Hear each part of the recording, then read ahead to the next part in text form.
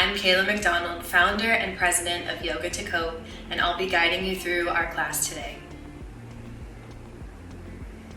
So today we'll be focused on meditation seat building. Why is it important? How do we do it? Perhaps you've tried meditating before and had a feeling like, I'm not good at this, I can't do this.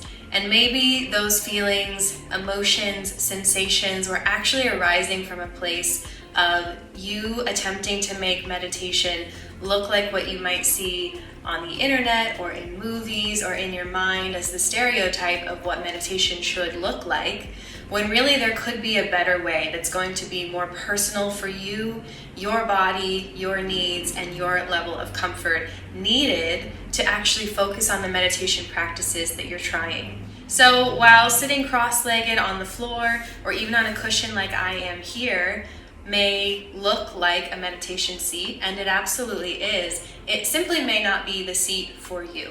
So let's talk about what's important when it comes to a meditation seat. First of all, why is it important to even talk about this? Why do we even need to be looking at this or thinking about this? The answer is very simply discomfort in meditation equals distraction in meditation. Discomfort equals distraction. It really can boil down to that simple point. If you are in a seat where every time you try to meditate, your foot's falling asleep, that discomfort is now pulling your mind, it's pulling your attention to the sensations or even the pain that you're feeling in your physical body. And in meditation, so often we're trying to almost leave the physical body be and tune into something a little more subtle, like the mind or a particular practice, a visualization, what have you. Lots of different types of meditation. But it really all begins with this foundational point of how can you sit in meditation?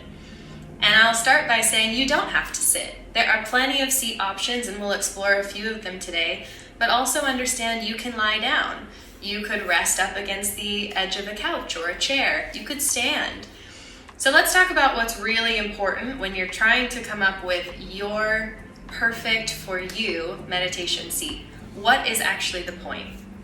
Very often you'll hear people, myself included, cueing a meditation seat as something where your spine can be long and tall. So if what we're looking for is an elongated spine up and down the whole back body, imagine how you could find that in different planes of space. Sure, you can find it seated, but you could also find it lying down. You could also find it standing up. You can find these other positions, these other body poses where you have that elongated spine without maybe some of the stuff that isn't so necessary. For example, legs being crossed, not necessary. Arms resting on the knees or the thighs, not necessary. These are the common cues, of course, but you should also know, and maybe this is the first time you're hearing it, that you have other options too. Even when I'm teaching a class and I ask people to find a comfortable seat, sit up nice and tall, and allow the hands to rest on the knees or the thighs, which is super common, I would still invite someone to understand that that may not be the best positioning for them. It may not work for them. And so to choose something else. So understand when you're taking direction, especially from a teacher, a yoga teacher, in person or online, that they're a guide, but you are the guru. You know your body and your needs and your injuries and your discomforts and the things that work for you and the things you don't better than I ever will. So you have to explore a little bit perhaps, but I'm going to try to help you find some variations of this very stereotypical meditation seat that we sometimes think of. So looking at what's important, we already talked about an elongated spine up and along the entire back body. The other thing that's really key is a little bit of a pelvic tilt. And you'll notice if you kind of let your hips sink backwards, sort of in that shape that we're sometimes in on the computer or when we're on our phones or when we're driving. It's a place that a lot of us live for a lot of time every day, is this sort of slumped forward feeling. And that's your pelvis sort of tilted under the rest of your body, right? Sort of scooped under. And that allows your spine to move forward and out of the hip space as opposed to straight up and down from it. Not straight up and down, but that neutral curvature of the spine that we're really looking for. So from a seated position, if you want to access that a little more easily, it's really helpful to sit on the edge of something at the very least. So you're looking for that pelvic tilt. I'm on a cushion here, and that allows my hips to tilt forward in space just slightly so that my spine can rise up and out of that kind of hip space, pelvic bowl area, right? So you're trying to get all the length you can. So sitting on the edge of something, if you are going to choose a seated seat, is the best way to kind of access that elongated spine. You want a little bit of a pelvic tilt forward so that you're not rounded back and thus rounding up and out of your whole spine.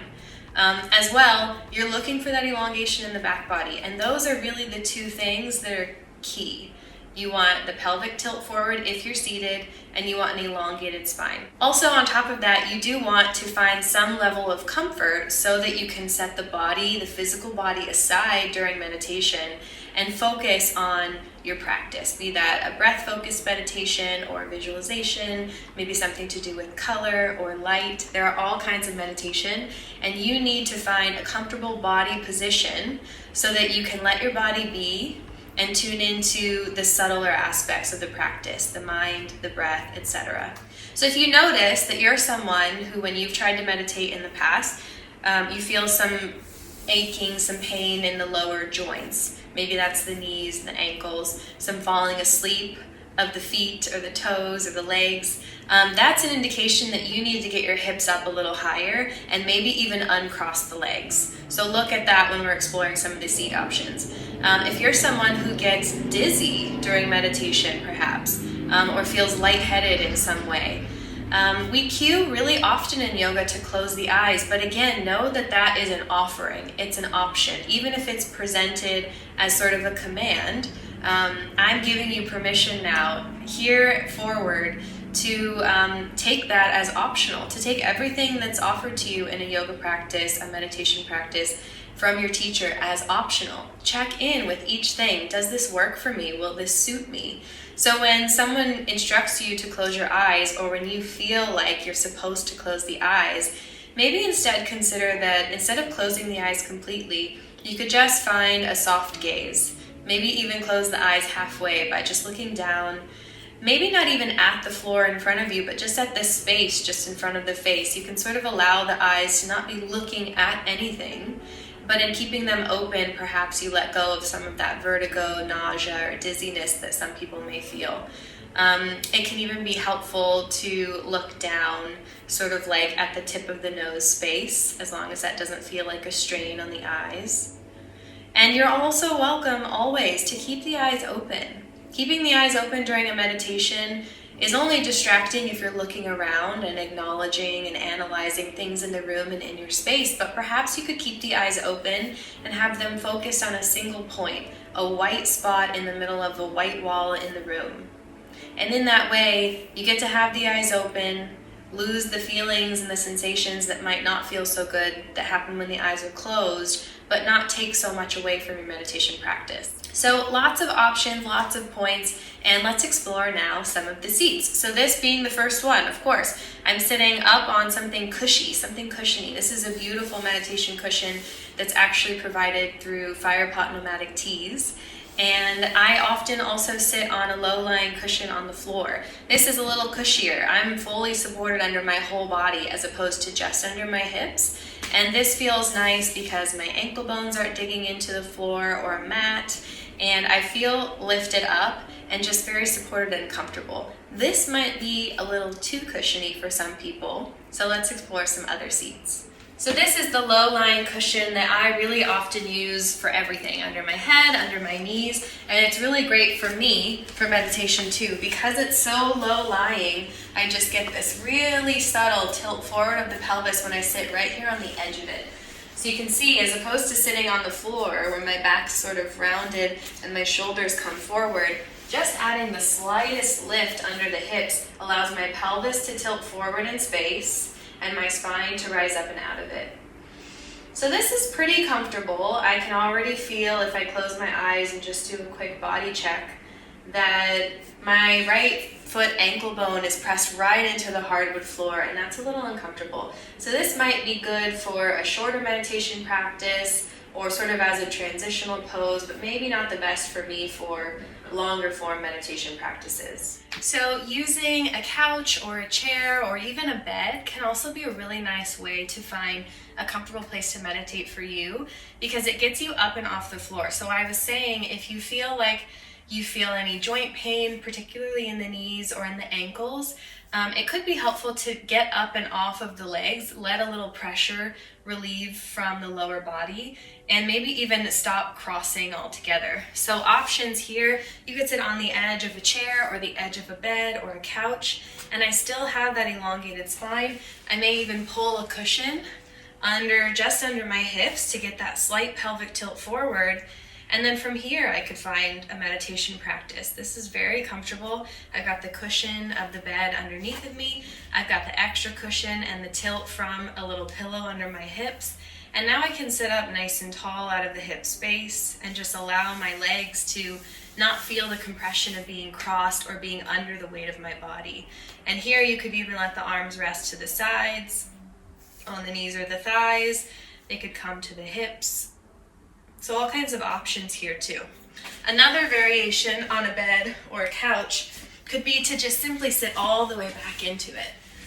There's a little bit of a tilt back on the back of this particular piece of furniture, so I'm actually going to keep that cushion right there at my low back hip space, and that keeps me from resting all the way back against the edge of the couch, and instead keeps me lifted and seated all the way up, kind of out of that hip space, whole spine elongated, and I still feel supported. I'm still holding my body weight up and using the cross leg here, but no ankles pressing into hardwood here. This is very comfortable, and this could be a good place to, in bed first thing in the morning, just press yourself up. You could even stay under your covers nice and warm and cozy and have your bed pillow right under the hips, and you could just snooze on your phone and do a meditation for that 9 minutes or 7 minutes or however long your snooze is. So this is a really kind of, I think, comfortable and nice place to find yourself for meditation practices. As well, still using the couch, the bed, all of that as an example. Remember I said you don't have to necessarily be seated. You could try finding a position where you're lying down.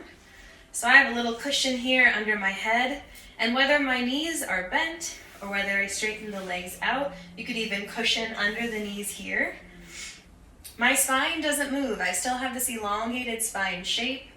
This could be a great place to meditate. The downside to lying down positions is if meditation makes you a little sleepy, it might be pretty tempting if you're supine to just doze off during your practice, but if this is the way that you're comfortable meditating, this might be the position, the shape for you. And it doesn't, again, have to be a seat. This traditional, stereotypical position, it could be something more like this. And lastly, for this particular instructional video, I'll show you a different way to use a bigger cushion like this. Or if you do happen to have yoga bolsters, that can be nice. Something else that works really well for this are the big cushions on the back of couches sometimes. So those are something that's a little bit bigger and a little bit sturdier. Instead of sitting on top of it or on the edge of it, you actually straddle it. And what this does is allow your legs to separate, your knees and your joints, your ankles to bend, but you're not crossing. So you're taking a little bit of the weight out of them. Ideally, this could happen with a little cushion still under the knees. So be that on carpet or in grass, or maybe even just with little cushions pulled under the knees. But essentially, sort of like if you were riding a horse, you straddle the cushion or the bolsters, and sometimes you can stack these like 2 or 3 high even, and come down so you can see I'm completely supported under my body. There's no crossing of the legs, and really there's not a lot of weight or pressure on my knees or my ankles in this position. I'm sort of held up, and it's sort of like this saddle seat, right? And then here I could have my hands rest here. They could rest on my knees or my thighs. My pelvis is tilted forward in this position, and my spine can rise up and out of that hip space. So this would be a really great option for meditation. And again, this could be stacking up bed pillows. using a couple of yoga bolsters if you have them, the big sturdy couch cushions, or just a bigger meditation cushion like this one. So I hope that gives you all some insight into some of the different seating options that you could try and play around with. And just know, for the handful of seats that I've shown you here today, there are a handful, dozens more. And I'm sitting in a different one right now. Now I'm on the corner of my big cushion from Firepot, and I have the soles of my feet together, and this is comfortable for me. I don't know that it would be comfortable for a long meditation. I don't know that it would be comfortable for everybody, but it just goes to show there are plenty of options to try. There's a seat out there for everyone, and it may not be a seat that we traditionally think of. So please explore, tag us in your meditation seats. We'd love to see you practicing and using what you're learning, these tools from these videos. So Yoga to Cope on Instagram. You can find us online at yogatocope.org. Thank you so much for tuning in. We'll see you next time.